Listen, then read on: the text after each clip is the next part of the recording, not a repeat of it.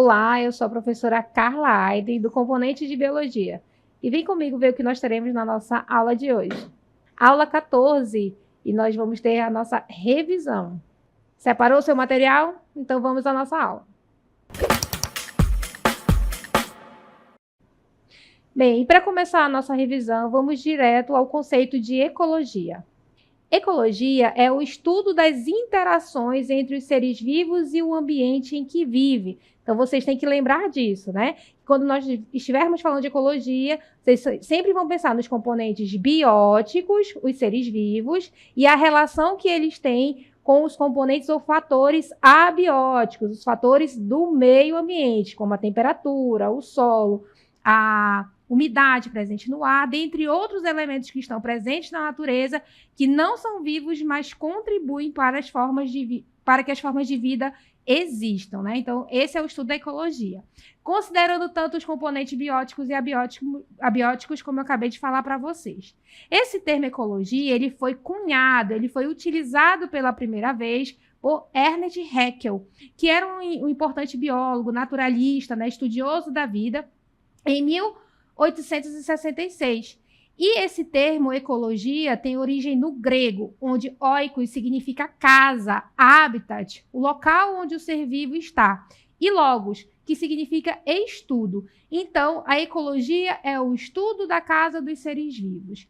E nós devemos retomar aqui os conceitos sobre níveis de organização da ecologia.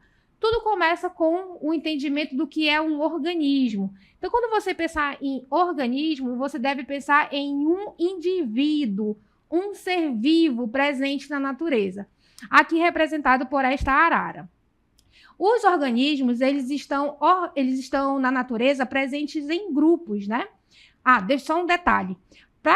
Dentro do estudo da ecologia, nós devemos associar o conceito de organismo, né, desse ser vivo, com espécie. Espécie é descrita como organismos, indivíduos semelhantes entre si, capazes de se reproduzir e dar origem a descendentes férteis.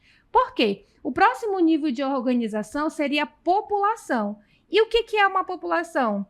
É um conjunto de indivíduos, ou seja, de organismos da mesma espécie, habitando uma determinada área. E aqui na nossa imagem nós temos um conjunto de araras, representando então essa população presente aí na natureza. O próximo nível de organização é a comunidade. E a comunidade deve ser entendida como um conjunto de diferentes populações. Então, se você pensar na natureza, essas araras aí, elas estão inseridas numa floresta dentro de um bioma, de um ecossistema. Só que elas não estão sozinhas. Elas estão interagindo ali com diversos tipos de vegetação, ou seja, diferentes espécies de planta que compõem, então, cada uma delas a sua própria população. Elas vão interagir com outros animais que vão, então, formar uma terceira população. E, assim, dentro de um ecossistema, nós teremos diferentes populações que vão compor, então, uma comunidade. As comunidades, elas serão organizadas, então, dentro de um conjunto maior que nós entendemos como ecossistema. Então, a descrição de um ecossistema é o quê? É o estudo, né, da interação, da relação dessas diferentes comunidades, desses diferentes seres vivos presentes dentro do ambiente. E aí nós voltamos lá ao conceito de relação ou interação entre os componentes bióticos e abióticos. Isso é um ecossistema, certo? No nosso próximo nível de organização, nós teremos aí os biomas. O bioma ele é descrito como um grande conjunto de ecossistemas com vegetação e clima característico ou semelhante, né? Que vão ali ter a fauna e a flora adaptada àquele determinado bioma. Então, a biosfera é todo e qualquer local do nosso planeta que tenha a presença de um ser vivo. Então, a biosfera é o nível mais amplo da compreensão de ecossistemas. Ela, então, compreende todas as regiões da Terra onde exista uma forma de vida, certo? E outro conceito importante para a nossa revisão é o conceito de habitat, que é o endereço. O habitat é o lugar específico onde uma espécie vive. É o ambiente que oferece as condições físicas, seja de temperatura, umidade, luz ou qualquer outro fator ambiental que vai favorecer a vida desse indivíduo. E, então, a gente deve lembrar que o habitat é o local onde nós vamos encontrar um ser vivo. Se eu perguntar de você, onde é o endereço de um boto? Você vai pensar o quê? No rio, em água doce, nos rios amazônicos. Então, você está pensando certo, é o endereço do boto. O próximo conceito que nós devemos retomar é o de nicho ecológico, que é a profissão desse ser vivo no meio em que ele está inserido. Então, o nicho ecológico ele pode ser definido como um conjunto de diversas variáveis ambientais que permitem a sobrevivência da espécie no ambiente. Ele envolve todo o modo de vida da espécie, seja o habitat, o que ele come, a que horas ele sai para caçar, como ele se reproduz, dentre outros fatores relacionados à sobrevivência desse indivíduo. Se eu perguntar de você qual é a profissão do boto, provavelmente você vai me dizer que ele come peixes. Então, ele é um carnívoro, né? Se eu perguntar de vocês, então, quais são as águas ou rios que ele é encontrado, você vai dizer dentro do bioma floresta amazônica. Ok, você está descrevendo o nicho ecológico dele. Então, tudo que está relacionado à sobrevivência do indivíduo, da espécie, nós chamamos de nicho ecológico. E partimos, então, para o nosso próximo conceito, que são relações ecológicas. As relações ecológicas são as interações, as relações que acontecem entre os seres vivos dentro de um ecossistema, sendo fundamentais para a manutenção do equilíbrio biológico e para a estruturação das comunidades, ou seja, daquelas populações, daquelas espécies que estão inseridas, então, dentro de um ecossistema e a forma, então, como elas estão interagindo entre si. Então, vamos ver detalhadamente como são essas relações ecológicas. Quanto às espécies envolvidas, as relações ecológicas, elas podem ser intraespecíficas. O que quer dizer isso? São relações que acontecem entre indivíduos da mesma espécie. E dentro desse mesmo conceito, nós temos as relações interespecíficas, que são aquelas relações que acontecem entre indivíduos de espécies diferentes. As relações ecológicas também, elas podem ser classificadas quanto ao resultado dessas interações. Elas podem ser harmônicas, quando elas trazem, então, algum benefício para esse indivíduo, seja ganhar território, ganhar um parceiro para a reprodução, ganhar alimento. Então, qualquer ganho trata-se de uma relação ecológica harmônica e é representada, então, pelo sinal positivo. Elas também podem ser desarmônicas, quando elas trazem algum prejuízo para esses indivíduos que estão dentro dessa relação, e ela, então, é indicada por um sinal negativo. Vejam comigo quais são as relações ecológicas intraespecíficas harmônicas. Essas relações são a sociedade e a colônia. As relações ecológicas intraespecíficas desarmônicas são o canibalismo, a competição intraespecífica. Vamos ver cada uma delas.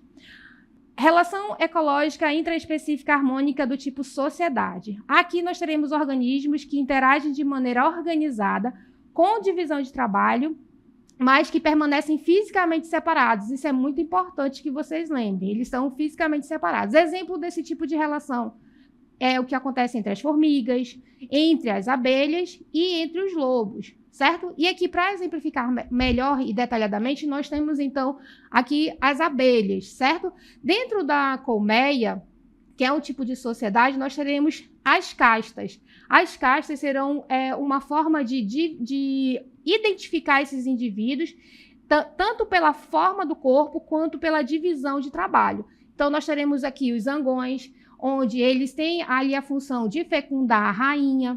Nós temos a própria rainha, que é a fêmea responsável pelo processo de reprodução, e as operárias, que executarão todas as atividades dentro da colmeia. Assim, nós teremos, então, a descrição de uma sociedade. Partimos, então, para a nossa próxima relação ecológica, que também é uma intraespecífica harmônica, que é a colônia.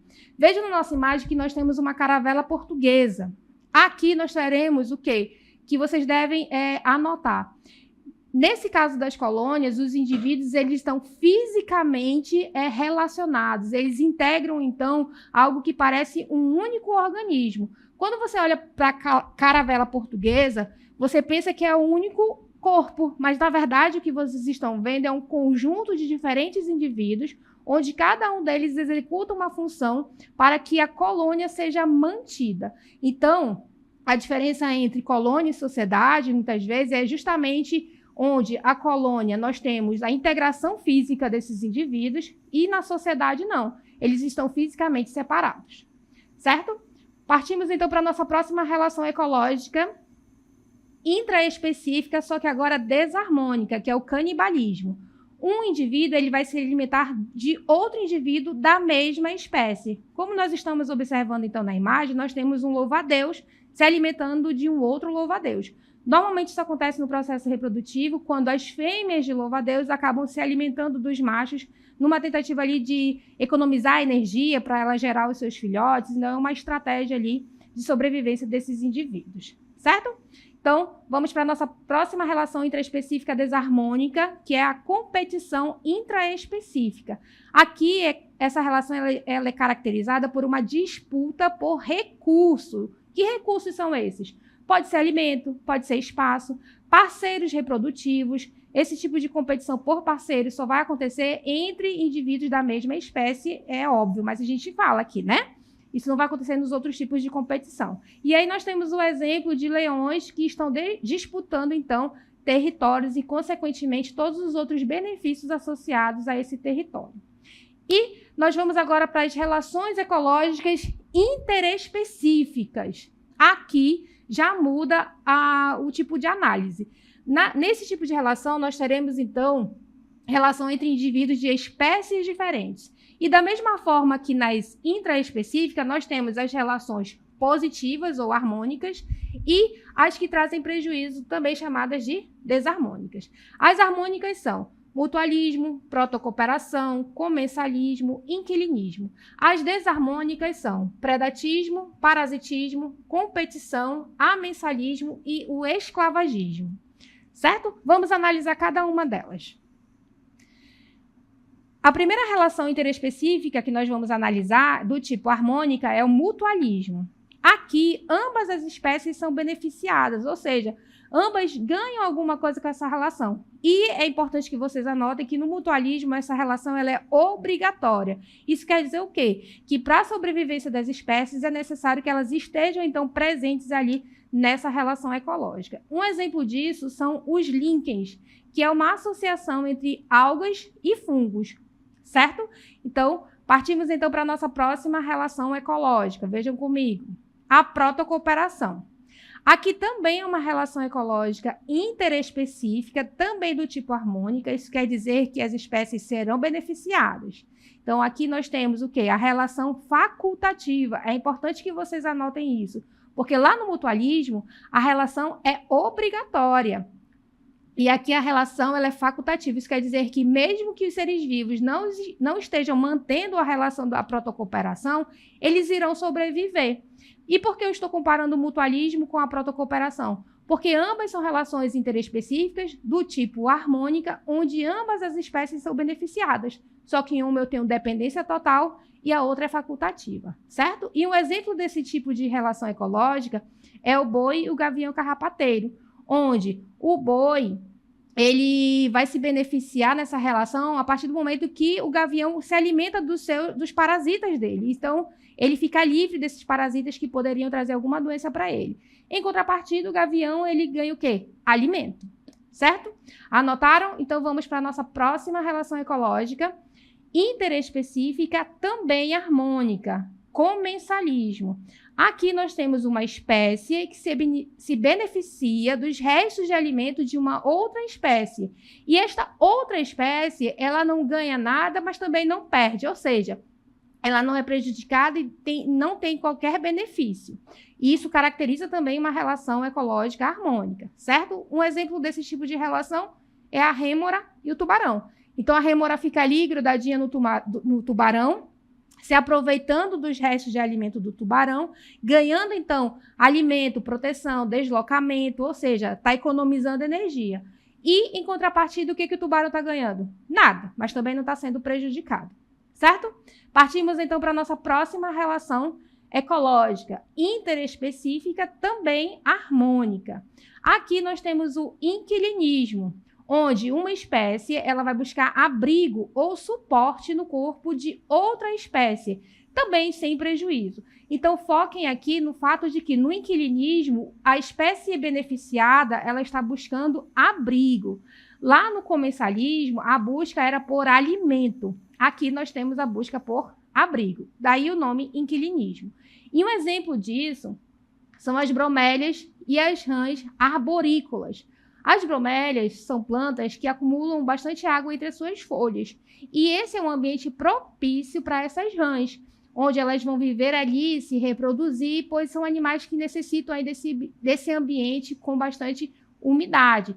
E é muito favorável que essas bromélias estejam ali sobre outras árvores, outras plantas maiores, porque essas rãs têm, então, ali, faz parte do seu nicho ecológico viver nesse ambiente de subbosque nas florestas, certo?